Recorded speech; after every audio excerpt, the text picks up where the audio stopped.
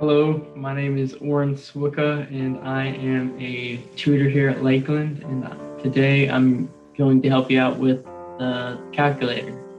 So today I'll be using the TI-84 Plus, and this is usually the one your instructor requires.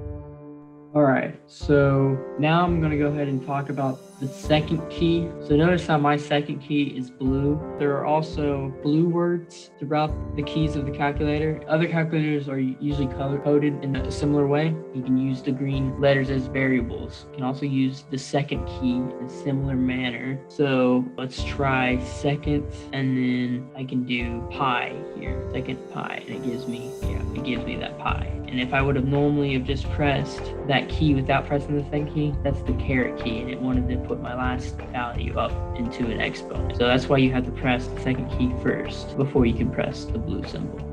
Now I would like you to go ahead and try inputting, sorry about that, that's x cubed plus pi. Go ahead and input that in your calculator. That way you know that you're able to do it.